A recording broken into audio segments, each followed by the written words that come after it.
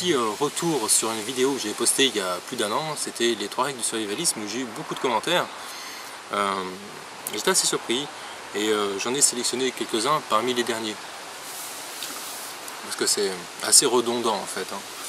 Donc par exemple, le survivalisme, c'est savoir se démerder, savoir faire du feu, savoir chasser, savoir faire cuire sa viande, la découper, connaître les plantes comestibles, c'est pas acheter des boîtes de conserve et se dire si on vient me les prendre, je tire sur le voleur avec mon calibre 12 et mes balles en caoutchouc MDR. Si tu veux tirer à balles réelles sur la première personne qui regarde par-dessus ton portail de clôture, libre à toi. Ensuite, être survivaliste, c'est quelqu'un qui n'a pas de boîte de conserve. J'arrive pas à comprendre ta logique des choses. Donnez-lui à manger et il t'aidera à construire un abri. Ouais, condition qu'il en ait la compétence et l'envie et l'énergie. Et à protéger ta famille ou à violer ta femme, peut-être même ton fils. On ne survit jamais seul. On ne survit qu'en communauté. Ça dépend de la communauté. Tous les membres d'une communauté ne se valent pas. Il suffit de bien savoir les sélectionner et pas les prendre au hasard. Savoir faire des choix. Et donc les choix ne sont pas toujours simples à faire. Il faut qu'ils soient au service de la majorité, et non pas forcément de ses choix personnels. Voilà. Tu dis que le survivaliste est indépendant, qui pourrait venir à éliminer un autre survivaliste, alors pourquoi inciter les gens à le devenir? J'arrive pas à comprendre ta question. Ça veut rien dire. Déjà, tu as moins de chances de te faire tirer dessus par un survivaliste si tu es toi-même survivaliste. Si tu n'es pas survivaliste, le survivaliste, lui, il va te manger. C'est simple. Il va pas mettre longtemps. Triste tout de même de vivre dans la paranoïa de cette façon.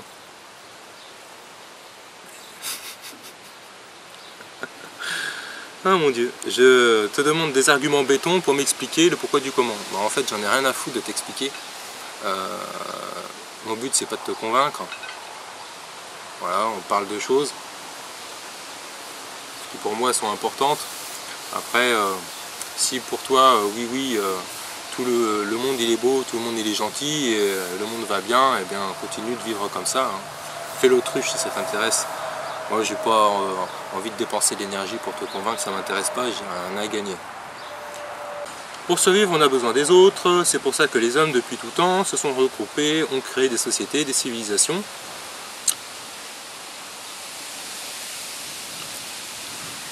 Alors, créer une civilisation, c'est bien, mais moi, quand je parle de survie, c'est pas forcément à long terme, je pensais pas... comme je l'ai dit, c'est pour ça que j'ai expliqué, j'ai pris une vidéo et j'ai fait une définition de survie, de survivalisme. Survivalisme, ça ne veut pas dire forcément changer de civilisation. Pour moi, ça n'a rien à voir. Comme je l'ai dit, le survivalisme, c'est s'entraîner à survivre. Et survivre pendant combien de temps? Tout dépend de notre faculté à se sortir de la situation. Si on pense que à moyen terme, dans 1-2 ans, on sera sorti de notre crise, il n'y a pas besoin de créer une civilisation pour ça. Tu comprends? Car si le survivaliste reste seul, d'autres penseront à se regrouper et prendre les biens du soi-disant survivaliste. Ça c'est vrai. Ça c'est vrai. Pourquoi penses-tu que survivre passe par individualisme? En exagérant, tu abandonnes ta mère âgée en chemin qui te ralentit?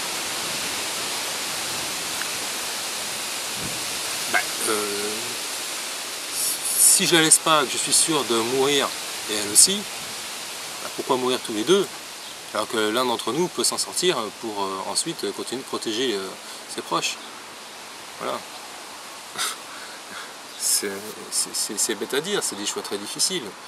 La vie n'est pas simple, mais il faut savoir faire des sacrifices.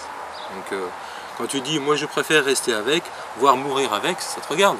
Ne viens pas parler de survie et si tu es prêt à mourir à la première occasion. Car c'est ce qui fait que je suis un homme, un vrai. Penser aux autres, c'est le seul moyen de sauver ce monde, tu crois pas? Ça, c'est clairement une pensée de gauchiste. hein, c'est un petit peu naïf pour moi. C'est clair, il faut savoir survivre seul, trouver, produire sa propre bouffe, tout le monde devrait s'entraîner à ça, très bien. Mais porter une arme sur soi, dans sa maison, pourquoi? Pourquoi, tu me demandes? Les statistiques ont clairement montré qu'une arme qu'on a chez soi a beaucoup plus de chances d'être utilisée contre toi et te buter que d'être utile un jour. En fait, c'est que tu es un brigand, c'est ça. Tu essayes de me persuader de me séparer de mon arme parce qu'elle est dangereuse pour moi. Non, je te rassure, depuis que moi je suis armé, je me suis toujours pas tiré une balle dans le pied. Tout va bien pour moi là-dessus. Ne t'en fais pas. Après, les statistiques, oui, tu as raison. Dans un contexte où il y a un gouvernement, où il y a une gendarmerie, où il y a des lois, un service d'ordre, un minimum quand même. Donc, à partir du moment où tout s'effondre, il n'y a plus de gouvernement, là, les choses n'ont pas du tout été les mêmes. Donc, tes statistiques, ils veulent rien dire. Ils parlent d'un monde, le monde d'aujourd'hui. Et moi, je te parle du monde de demain. C'est ça la différence. Donc aussi, savoir vivre en communauté est aussi important que savoir survivre seul. Il faut absolument les deux. Ça, c'est vrai. Il faut déjà apprendre à savoir survivre seul avant de pouvoir survivre en communauté. Donc voici ma lecture d'été. Je vous présente donc 2 livres. Donc le premier, donc Survivre à l'effondrement économique, vous connaissez l'auteur par cœur, est en 2 parties. Donc la première sur l'explication du pourquoi, comment on est dans la merde, et l'autre moitié, comment s'en sortir. Cette deuxième partie, comment s'en sortir, parle exactement de la même chose que ce manuel de survie contre les zombies. D'abord, cibler l'ennemi. Pour l'un, ce sera les banlieusards désespérés ayant recours à la violence. Pour l'autre, des gens infectés sans la capacité cognitive du raisonnement. Alors, les moyens de s'en protéger ne sont pas les mêmes, mais l'organisation est quasi identique. La similitude, l'équipe. La différence, les armes. Nous allons voir ensemble dans cette première partie comment choisir les membres de son équipe. Et dans la vidéo Les 3 règles du survivalisme, l'idée principale est l'indépendance. Donc avoir une équipe, c'est être dépendant de leur obéissance et de leurs compétences. Quand je disais ne compter que sur soi, cela incluait la famille proche, un groupe de 10 personnes maximum, comme les grands-parents, parents, frères, sœurs, époux et enfants. Le lien du sang protège davantage d'une potentielle rébellion et désorganisation qui mettrait le groupe en péril. Le principal danger vient des défauts inhérents à l'humain, comme la jalousie, l'ego et la fierté. En effet, pour une sérénité bénéfique pour tous, il doit y avoir un seul leadership. L'insoumission aux ordres d'un chef de clan ayant pourtant démontré son autorité de compétence est le danger numéro 1. Une personne qui montre patte blanche au début peut très bien, après quelques mois, devenir un Judas et monter par machiavélisme le groupe contre son leader. Plusieurs clans se forment, les fidèles et les infidèles. Une mutinerie et un nouveau schisme se crée. Pour une raison ou pour une autre, cela sera fatal au groupe minoritaire, ce n'est qu'une question de temps. Donc le leader qui forme son groupe doit se garder impérativement de recruter une autre personne susceptible de le remplacer dans sa fonction, même s'il montre de grandes compétences dans un domaine très précis. La compétence, devenue aussi précieuse qu'une bouteille d'eau, du sucre, de l'huile, du sel ou un rouleau de PQ, il faudra recruter. On peut avoir des notions dans beaucoup de domaines différents, on ne peut pas être expert en tout. Et beaucoup de domaines très spécialisés auront recours aux experts.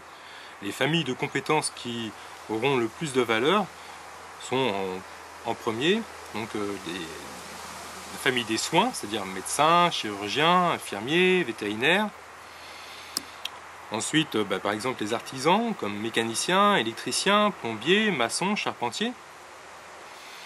En 3, la défense comme les militaires, les bons tireurs ou les chasseurs. Et donc une 4e catégorie qui est donc les pêcheurs et jardiniers. On ne s'improvise pas du jour au lendemain pêcheur ou jardinier. Donc, exit les publicitaires, informaticiens et autres fonctionnaires. Personnellement, je pense qu'il faudra avoir un effectif constitué d'éléments forts égale aux éléments faibles. C'est-à-dire autant d'hommes demain que de femmes et enfants à protéger. Car plus on a à perdre,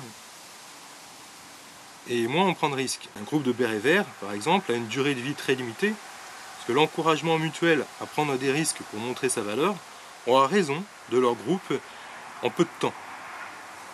Dans la prochaine vidéo, nous allons maintenant parler des armes.